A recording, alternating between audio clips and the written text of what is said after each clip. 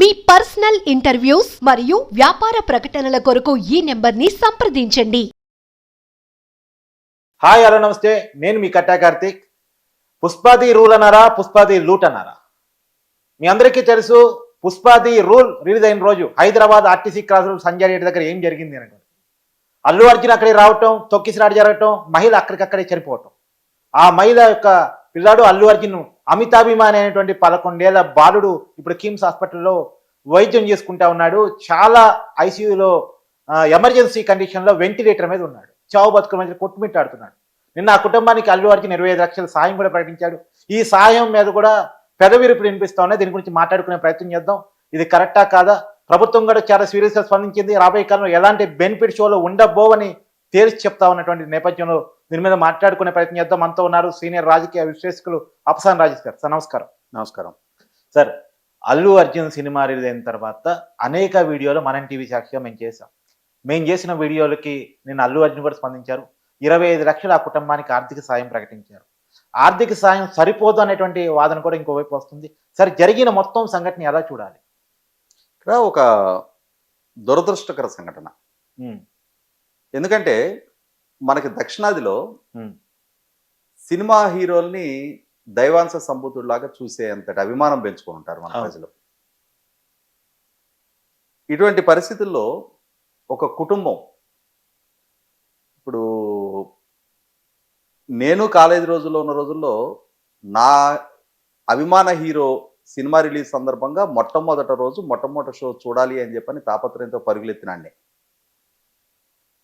కాకపోతే ఏమవుద్దంటే, యంగ్స్టర్స్గా మనం వెళ్ళటం వేరు,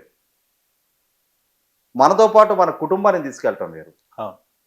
మన కుటుంబంలో కూడా చిన్నపిల్లలని తీసుకొని అటువంటి తొక్కిసలాట్లకు వెళ్ళటం వేరు. ఇక్కడ గమనించుకోవాల్సింది ఏంటి, ఆ పిల్లవాడు అల్లు అర్జున్ అభిమాని. ఆ పిల్లవాడి కోరిక మేరకు ఆ కుటుంబం ఒక రకంగా తలకమించిన భారం అయినా సరే, ఎందుకంటే ఈ బెనిఫిట్ షోలకి ఖరారు చేసిన టికెట్ ధరలు చూస్తేనే గుండెలు గుబేలమనే పరిస్థితి. అవును, మేము జూనియర్ ఇంటర్లో ఉన్న టైంలో 84, 85 ఆ టైంలో తెనాల్లో బాల్కనీ టికెట్ 4.5 రూపాయలు. ఇక 400 కూడా దొరకదు సార్. అదే అంటున్నా, 10 రూపాయలు జేబులో ఉంటే చాలా లగ్జరీగా సినిమాకి, సైకిల్ పార్కింగ్కి, బ్రేక్ టైంలో ఒక కూల్ డ్రింక్ తాగడానికి కూడా సరిపోయేంతటి డబ్బులు ఆ రోజుల్లో. అప్పటికి ఇప్పటికి లైఫ్ చాలా కాస్ట్లీ అయిపోయింది. చాలా అంటే చాలా. తర్వాత ఇవాళ ఈ మల్టీప్లెక్స్ల సంస్కృతి వచ్చిన తర్వాత సామాన్యుడికి, దిగువ మధ్య తరగతి వాడికి తలకు మించిన భారంగా మారింది. అవును, ఇటువంటి పరిస్థితుల్లో అల్లు అర్జున్ సినిమా రిలీజ్ సందర్భంగా జనరల్గానే బెనిఫిట్ షోకి కొత్త సినిమా కాబట్టి క్రౌడ్ ఎక్కువగా గ్యాదర్ అవుతారు. అవును, అటువంటి సందర్భంలో అల్లు అర్జున్ లాంటి మోస్ట్ క్రౌడ్ పుల్లింగ్ ఎబిలిటీ ఉన్న, మాస్ ఫాలోయింగ్ ఉన్న హీరో అవును, తను ఎటువంటి జాగ్రత్తలు తీసుకోకుండా, అంటే పోలీసులకి ముందస్తు సమాచారం ఇవ్వకుండా తాను కూడా అదే థియేటర్కి రావటం, డెఫినెట్గా అది బాధ్యతారహిత్యపు నిర్ణయం. తను ప్రేక్షకుల మధ్య కూర్చొని సినిమా చూడాలని కోరికను తప్పుపట్టలేము ఇక్కడ, కానీ దానికి కొన్ని జాగ్రత్తలు తీసుకోవాలి. అవును, ఇప్పుడు ఎలా అంటే, ఇప్పుడు మనం చాలా సందర్భాల్లో ఫ్లైట్లు ఎక్కుతాం. ఫ్లైట్ ఎక్కేటప్పుడు కానీ దిగేటప్పుడు కానీ మనం గమనించుకోవాల్సింది ఏంటి అంటే, కొంతమంది విఐపీలు కూడా మనతో పాటు ఫ్లైట్లో ట్రావెల్ చేస్తారు. అవును, ప్రోటోకాల్ ఎలిజిబిలిటీ ఉన్న విఐపీలు.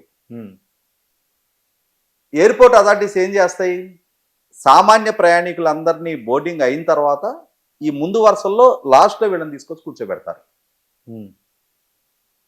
అలాగే ఫ్లైట్ ల్యాండ్ అయిన తర్వాత కూడా వీళ్ళని ముందు పంపించేసిన తర్వాత సామాన్య ప్రయాణికుల్ని బయటికి అలౌ చేస్తారు. అంటే ఆ ప్రోటోకాల్ దృష్ట్యా ఆ కొంచెం 1 నిమిషం 2 నిమిషాలు అంతరం మెయింటైన్ చేస్తారు అదే ఫ్లైట్లో. అయినా సరే ఆ కొంత ప్రివిలేజ్ కల్పిస్తారు. ఇవాళ ఇక్కడ కూడా సామాన్య ప్రేక్షకులందరూ వాళ్ళ సీట్లలో ఆసీనులు అయిన తర్వాత కామ్గా వచ్చేసి తను కూడా ఒక సీట్లో కూర్చొని సినిమా చూసి ప్రజల ఆడియన్స్ స్పందన తను ఎంజాయ్ చేయడానికి ఆస్కారం ఉండేది. కానీ తను పెద్ద హంగామాగా ఒక ఓపెన్ టాప్ వెహికల్లో నిలబడి ఒక హీరో అట్లా నడిబజార్లో కనపడంగానే ఎంత ఎగబడతారు జనం. పైగా చాలా మందికి వాట్సాప్ మెసేజ్ ద్వారా రండి రండి రండి అని పిలుపునిచ్చుకున్నారు సార్ వాళ్ళు. అదే అంటున్నా. ఇవాళ నీకు ఆ థియేటర్లోకి ఆల్రెడీ టికెట్లు తీసుకున్న ఆడియన్స్ ఉన్నారు. అవును, ఆ థియేటరు ఆ ప్రెమిసెస్ పర్మిట్ అయ్యేది అంత కెపాసిటీ ఎంత ఉంటుందో అంత మందిని మాత్రమే ఆ ఓపెన్ స్పేస్ లో అది అకామిడేట్ అవుతారు. అవును, నీకు సడన్ గా ఒక హీరో అక్కడికి వచ్చేసి అది ఒక ఓపెన్ టాప్ వెహికల్ మీద ఊరేగుతా వస్తే ఎంత ఎగబడతారు. అవును, యంగ్స్టర్స్ ఎంత మంది ఎగబడతారు. అవును. అటువంటి పరిస్థితుల్లో పిల్లలతో వచ్చిన ఈ రేవతి లాంటి కుటుంబాల పరిస్థితి ఏంటి? అవును, తొక్కిసలాట ధరకు ఏం జరుగుతుంది అక్కడ? అవును, పైగా సెక్యూరిటీ వాళ్ళు సడన్ గా తోసేశారంట. అవును, అల్లు అర్జున్ బౌన్సర్స్ మళ్ళా వాళ్ళే ప్రైవేట్ సెక్యూరిటీ వాళ్ళు. అవును. ఈ మధ్యకాలంలో గమనించుతున్నాం ఈ ప్రైవేటు సెక్యూరిటీ బౌన్సర్స్ అంటే కావాలని వాళ్ళని ఆ సామాన్య ప్రజలు ప్రతిఘటించలేని స్థాయిలో ఆ బాడీస్ ఉన్న వాళ్ళని తీసుకొచ్చి పెట్టుకుంటారు బౌన్సర్స్ గా. అవును, వాళ్ళు ఒక్కొక్కరు 10 మంది నెట్టేసే కెపాసిటీ దొడకాయలు ఉంటారు. అవును, ఆ నెట్టేసేటప్పటికి ఆటోమేటిక్ గా ఒక వేవ్ లాగా వెనక్కి పడతారు. ఆ పడ్డ ప్రాసెస్ లో పిల్లలు మహిళలు అశక్తులై కింద పడిపోతుంటారు. నేను బొప్పుడి గతంలో మనం మాట్లాడుకున్నాం ఇక్కడ చెల్లూరుపేట దగ్గర బొప్పుడిలో ఎన్డీఏ కూటమి బహిరంగ సభ జరిగింది. నరేంద్ర మోడీ గారు వివిఐపి గ్యాలరీలో తొక్కిసలాట జరిగిన ఇన్సిడెంట్ మన ఛానల్లో కూడా నేను అది డిస్క్రైబ్ చేసి మాట్లాడాను. అవును, మీరు అక్కడ ఉన్నారు కదా, క్లియర్ ఉన్నాను. అంటే అక్కడ సీనియర్ నాయకులు అంటే ఇప్పుడు మహిళా హోంమంత్రిగా ఉన్న వంగలపూడి అనిత గారి దగ్గర నుంచి ఇప్పుడు ఆర్థిక శాఖ మంత్రిగా ఉన్న పయ్యవల కేశవ్ గారి దగ్గర నుంచి సీనియర్ నాయకులందరూ ఉన్న గ్యాలరీ అది. అవును, నారా లోకేష్ కూడా అదే గ్యాలరీలో ఉన్నాడు. అవును, ఆ గ్యాలరీలో తొక్కిసలాట చోటు చేసుకోబోతేనే ఎటువంటి పరిస్థితులు ఎదురైనా చూసాం మనం. అది కూడా ప్లాన్డ్ గా జరిగితే, పర్మిషన్ తో జరిగితే. అట్లాంటిది ఇక్కడ ఇంత బాధ్యత రాహిత్యపు వ్యవహారానికి ఆస్కారం కలిగటం అనేది అంటే మేము యాక్టర్స్ మా చూసారా, మా ఫ్యాన్ ఫాలోయింగ్ చూసారా, మా ఆర్భాటం చూసారా అని చెప్పని ఇవాళ మీ ఆర్భాటానికి ఒక కుటుంబం బలైపోయింది. నువ్వు ఎంత సహాయం ప్రకటించావు అనేది ఇర్రెలవెంట్. అది ఆ ప్రాణాన్ని వెనక్కి తీసుకొస్తావా? ఖచ్చితంగా. నీ మీద అభిమానం పెంచుకున్న పాపానికి ఇవాళ ఆ పిల్లాడు మృత్యుతో పోరాడుతా ఉన్నాడు. ఏం పాపం ఆ కుటుంబం చేసింది? ఇవాళ వీళ్ళది బయటకు వచ్చింది. ఎంతమంది కాళ్ళు దొక్కేశారు. అవును, ఎంతమంది అవస్థలు పడ్డారు అక్కడ. అవును, అంటే నీ మీద అభిమానం పెంచుకున్నందుకు ఫిజికల్ గా వీళ్ళు ఇబ్బంది పడాలా? అది కూడా 1000 రూపాయలు టికెట్ ఇచ్చి మరి. ఇవాళ నీ బాధ్యత రాహిత్య వ్యవహారం. ఖచ్చితంగా గతంలో ఒక ఇన్సిడెంట్ గుర్తు చేసుకోవాలి మనం. బిగ్ బాస్ షో విన్నరు పల్లవి ప్రశాంత్ అతను. అవును, పల్లవి ప్రశాంత్. అవును, అతను ఆ షో పూర్తి అయిపోయిన తర్వాత అతను ఊరేగుతా వచ్చాడు. అవును, పర్మిషన్ తీసుకోకుండా ఊరేగాడు. అవును, దానివల్ల ఘర్షణపూరిత వాతావరణం చెలరేగింది అని చెప్పని అతని మీద కేసు పెట్టి జైలుకి పంపించారు నాకు గుర్తున్న వరకు. అవును, పంపించారు సార్. అవును, ఇవాళ 14 రోజులు రిమాండ్ లో ఉన్నాడు. మరి అతనికి జైలు శిక్ష విధించినప్పుడు ఇవాళ కేసు నమోదు చేశారు అల్లు అర్జున్ మీద కూడా. ఇవాళ 25 లక్షలు కాంపన్సేషన్ ఇచ్చావా ఇవ్వలేదు అనేది అనవసరం. చట్టపరమైన చర్యలకి బాధ్యుని చేసి తీరాలి. ఎందుకనంటే పోలీసుల దగ్గర ముందస్తు అనుమతి తీసుకొని తగిన భద్రతా వలయాన్ని ఏర్పాటు చేసుకొని ఆ థియేటర్కి రావాలి. లేదు అనంటే ఇందాక నేను చెప్పినట్టుగా ఆడియన్స్ అందరూ వాళ్ళ సీట్లోకి వెళ్ళిపోయినాక నీ కాన్వాయ్ వచ్చి నువ్వు కామ్గా నీకంటూ కొన్ని విఐపి సీట్లు ఏదో ఆ బాక్స్లో కేటాయిస్తారు కాబట్టి దాంట్లో కూర్చొని చూడాలి. సార్ గతంలో కూడా అనేక మంది హీరోలు సంజయ్ థియేటర్లో సినిమా చూశారు సార్. ఎప్పుడు ఇంత న్యూసెన్స్ గారా సినిమా స్టార్ట్, మీరు చెప్పినట్టు ఎయిర్పోర్ట్ ఉదాహరణ చెప్పారు కదా, అట్నే సినిమా స్టార్ట్ అయిన 1/2 గంటకి వాళ్ళు వస్తారు. వాళ్ళు సపరేట్ క్యాబిన్ ఉంటుంది, అక్కడ కూర్చుంటారు, చూస్తారు. సినిమా అయిపోకముందు 1/2 గంట ముందు బయటకు వెళ్ళిపోతారు. వాళ్ళు వచ్చినట్టు కూడా తెలియదు. ఇప్పుడు భ్రమరాంబ థియేటర్లో బాలకృష్ణ వస్తుంటారు. అవును, చాలా కొత్త సినిమా రిలీజ్ సందర్భంగా చాలా మంది హీరోలు కేపీహెచ్బి అవును. బ్రహ్మరమ్మ థియేటర్కి వస్తారు. వచ్చినట్టు కూడా తెలియదు చాలా ఎక్కడ తొక్కిసలాటలు చోటు చేసుకుని చూడాల.